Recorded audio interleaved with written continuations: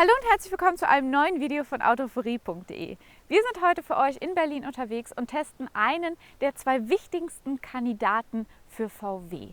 Es gibt natürlich den Golf, der macht 25% Marktanteil aus für VW, aber es gibt noch den Tiguan und genau den testen wir jetzt in der neuen Generation.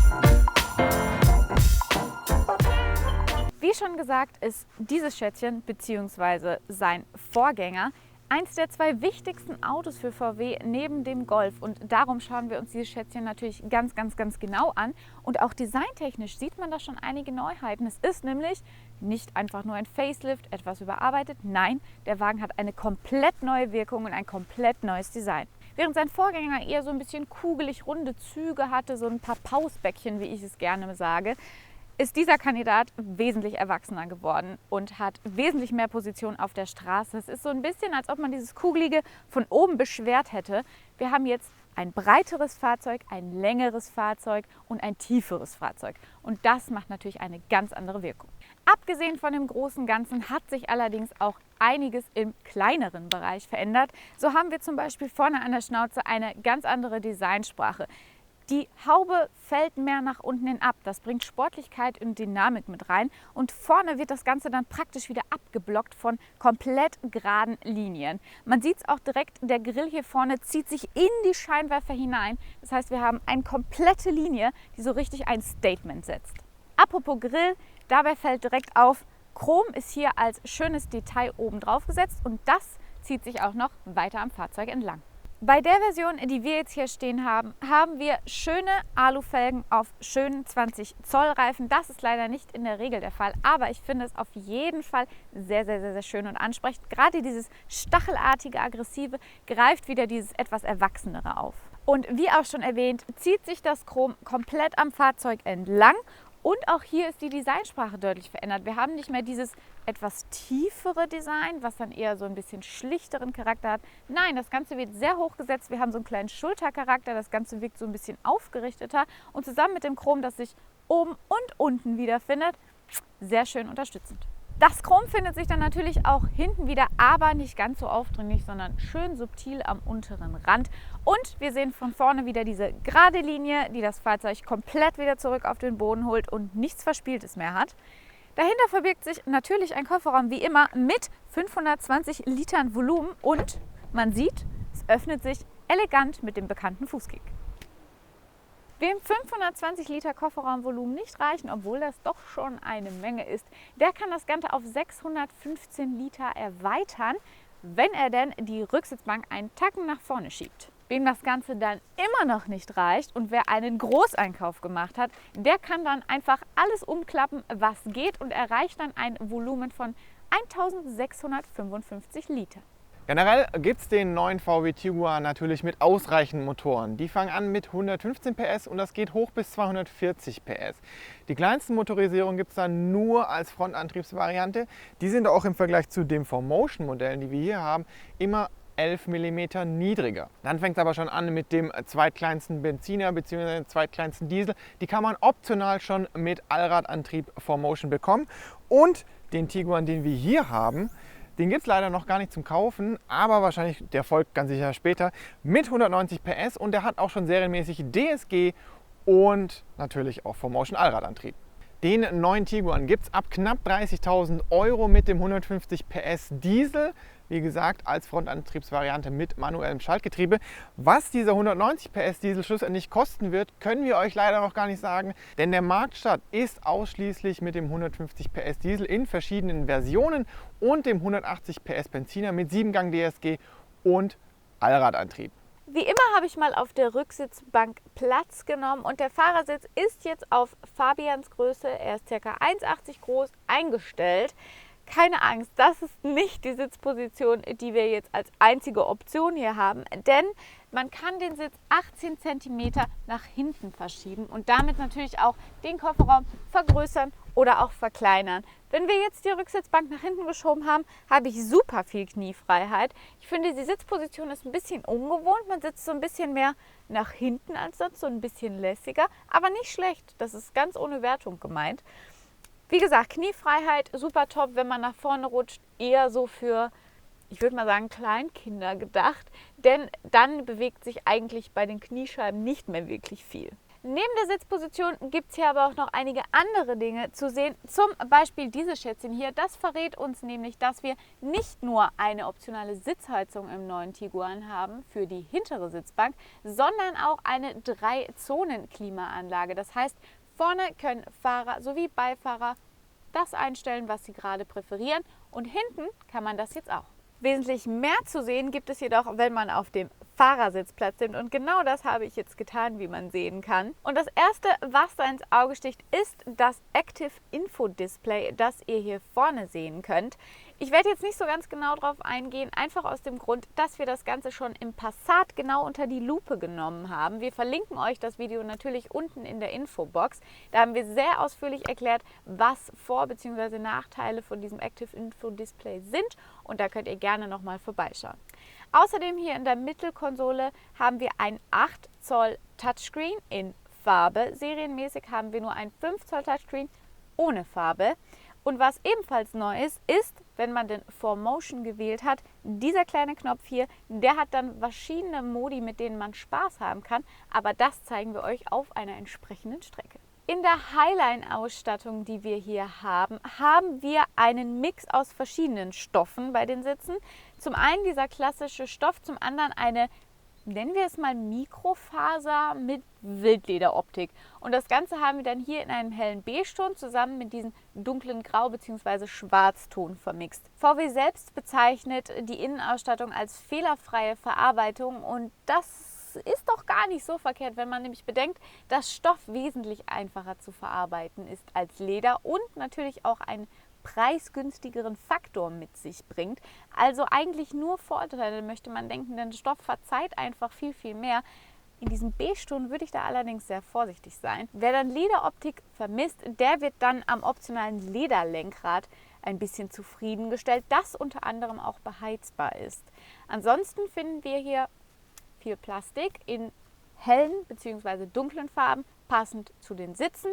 Das Ganze hat dann so ein ganz schönes Zusammenspiel.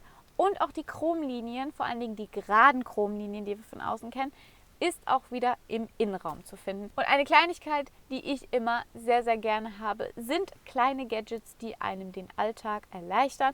Und so haben wir hier selbstverständlich USB vorne, aber auch hinten, sodass man die Kiddies mal ein bisschen ruhig stellen kann. Weil die Frage beim 190 PS Diesel sicherlich aufkommt, sind wir mal auf der Autobahn unterwegs gewesen und haben ihn voll ausgedreht. Allerdings kam uns bei 220 dann der Verkehr in die Quere, aber bis dahin fährt er sich eigentlich wie ein Passat. Also man merkt diese Erhöhung an sich erstmal nicht, fährt sich total ruhig, selbst jetzt bei diesem Wind, den wir haben, ist eigentlich gar nicht mehr mit dem Vorgänger zu vergleichen, der doch ein bisschen unruhiger war. Dann haben wir hier jetzt natürlich auch, weil es die Highline-Ausstattung ist, mit allem Klimbim, den man so bekommen kann, ein Head-Up-Display. Das fährt erstmal sehr schön hier heraus, finde ich ganz ansehnlich gemacht. Allerdings finde ich, die Information und die Aufmachung, die wir jetzt noch haben, ist jetzt nicht ganz so möchte gern Premium wie VW das manchmal verkauft, denn es ist einfach eine Scheibe, die so hoch fährt. Und der Vorteil von so einem Head-Up-Display ist ja eigentlich, dass ich die Information in meinem Sichtfeld habe. Das heißt, ich sage jetzt mal grob 50 Meter vor meinem Fahrzeug. Bei diesem Head-Up-Display ist es allerdings mehr so, dass ich sie 20 cm vor der Motorhaube habe. Das heißt, die ist nicht wirklich in der Ferne projiziert, sondern sehr nah. Das heißt, der Vorteil gegenüber diesem digitalen Cockpit ist für mich kaum da. Deswegen, ich würde es nicht unbedingt empfehlen, eher das Geld in das digitale Cockpit investieren.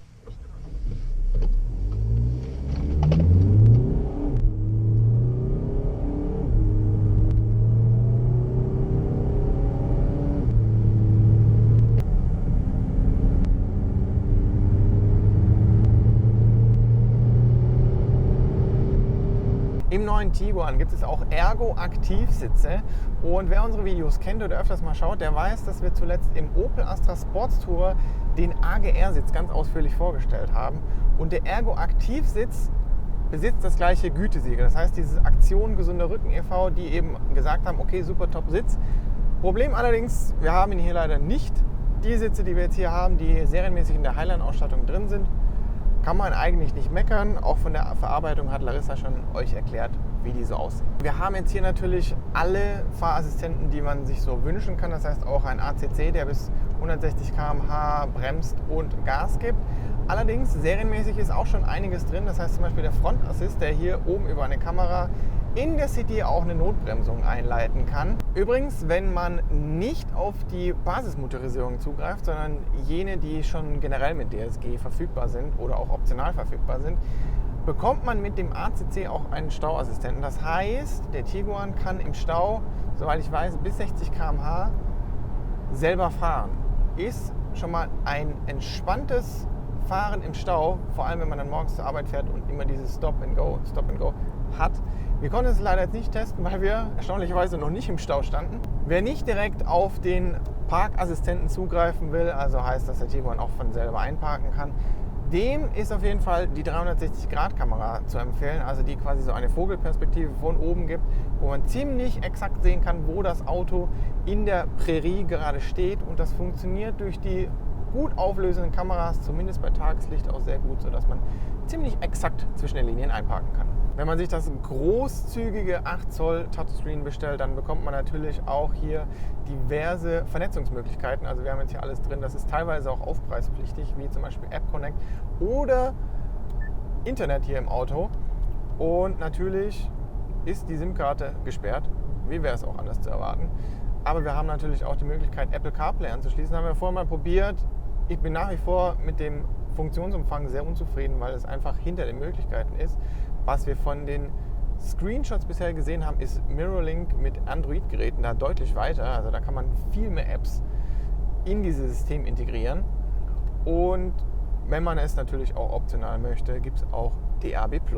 Wenn man den Tiguan mit 4Motion nimmt, dann bekommt man im Innenraum noch ein kleines Drehknöpfchen, das nennt sich Active Control. Dabei kann man gegenüber den normalen Drive-Modes, die wir so kennen, wie etwa Komfort, Eco, Sport, noch spezielle Abstimmungen für das Allradsystem wählen. Und das dürfen wir uns in einem kleinen Geländeparcours im Mellow Park anschauen.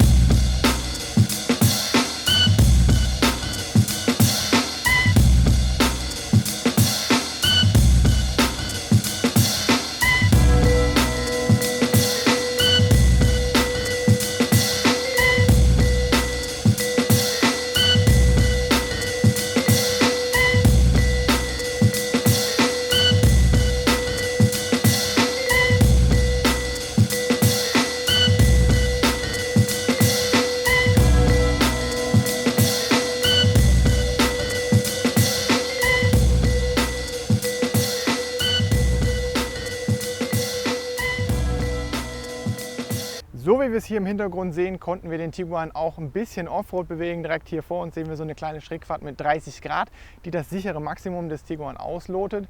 Aber es gab auch einen urbanen Anwendungszweck, und zwar Treppenstufen. Die kommen ja in den Städten dann doch häufiger vor. Das heißt, man kann in Zukunft, wenn man den Tiguan sein eigen nennt, auch einfach die Bank hochfahren und muss nicht mehr irgendwo davor parken, sondern kann direkt ins Entree reinfahren. Aber Spaß beiseite, der Tiguan ist auch wirklich Offroad-fähig, wenn man sich zum Beispiel die Offroad-Front nimmt. Denn nur dann kann er diese sehr hohen Verschränkungen bzw. Böschungswinkel auch wirklich fahren.